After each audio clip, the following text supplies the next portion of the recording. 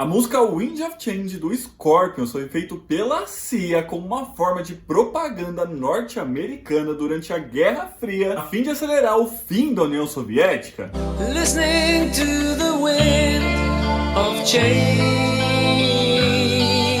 Pois é isso que defende o jornalista norte-americano Patrick Hayden Keefe, que inclusive tem um podcast de 8 episódios somente falando e investigando sobre isso. Segundo ele, a música lançada no ano de 1990, lançada pela banda alemã Scorpions, foi feita pela CIA durante a Guerra Fria como uma espécie de propaganda para acelerar o fim da União Soviética através da opinião pública. Ele disse que conheceu essa história a partir de uma fonte direta da CIA, ou pelo menos de um amigo que ouviu de um ex-agente da CIA que ouviu de outro agente da CIA durante seu treinamento. E a ideia de escrevê-la teria vindo quando alguns agentes perceberam que as autoridades da CIA havia um tempo estavam preocupadas com a liberdade de expressão que o rock representava e como isso poderia afetar a juventude do país. Com a CIA vindo o rock como uma espécie de arma cultural durante a Guerra Fria. E para isso, nada melhor do que uma banda famosa da Alemanha Ocidental para ajudar. E era justamente o caso do Scorpion. Assim, segundo o jornalista, Wind of Change foi lançado logo um ano depois da queda do Muro de Berlim, para ser o hino sobre o fim do comunismo e a reunificação da Alemanha, com uma mensagem de leve poder que o serviço de inteligência queria promover, conseguindo então atingir o objetivo que seria de incentivar o povo a apoiar as mudanças que aconteceriam com o fim da União Soviética. Para ele, a sua tese acabou ganhando ainda mais força quando, durante as pesquisas para o podcast, ele conseguiu encontrar algumas pistas de que isso tudo poderia ser verdade, como por exemplo um post que um colecionador de bonecos de ação publicou na internet, dizendo que o Scorpions costumava ajudar a CIA quando eles faziam shows no leste europeu, e tinha vários países que faziam parte da União Soviética durante a Guerra Fria, mesmo com esse colecionador não sabendo aí dessa tal teoria de que a CIA havia escrito a música. Mas uma ainda maior foi quando ele pediu informações à própria CIA, querendo saber se eles tinham algum tipo de envolvimento com Scorpions, utilizando o Freedom of Information Act, que é uma espécie de lei de acesso à informação, recebendo a resposta de que eles não poderiam nem negar e nem confirmar essa informação. Porém, a história contada por Klaus Manning, que é o vocalista da banda e compositor dessa música, é um pouco diferente. Ele conta que a letra foi escrita no ano de 1989, durante uma passagem da banda pela União Soviética, para se apresentar no Moscow Music Peace Festival. Então, inspirado pelas ruas de Moscou e pela população que lá vivia, ele teve a ideia de escrever essa letra, pedindo paz e dizendo ali que as populações dos países rivais na Guerra Fria, que eram a União Soviética e Estados Unidos, poderiam ser irmãos no futuro, fazendo então com que ela se tornasse meio que um hino sobre o fim da Guerra Fria, que aconteceu exatamente no ano de 1991, ano inclusive que ela foi a mais ouvida do mundo. Klaus diz ainda que ficou sabendo dessa história toda, mas foi quando o próprio jornalista o procurou para dar uma entrevista pro podcast. E a princípio ele achou que seria lá para falar sobre o tal festival que ele participou na União Soviética em 89, quando de repente veio o questionamento se a música tinha envolvimento com a CIA. Ele diz que a princípio achou que o jornalista estava fazendo uma piada, então começou a rir. And in the middle of the interview, he was like, Klaus,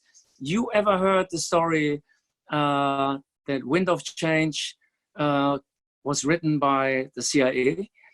And I cracked up laughing. Até que percebeu que a pergunta era séria e que Patrick passou um bom tempo investigando sobre isso, a ponto até mesmo de ter viajado até a Alemanha somente para entrevistar o compositor dela, que no caso era ele, dizendo ainda que foi muito bizarro ter conhecido essa história e que ouviu o podcast, que parece até mesmo ser uma produção da Netflix de tão bem feita, e que até por isso vai fazer com que muita gente acredite nessa história, mas que apesar de ser uma ideia fascinante de diversão garantida, ela não é verdadeira e não se passa de uma fake news. Mas e você, o que acha? Para saber mais histórias do mundo da música, é só seguir a gente.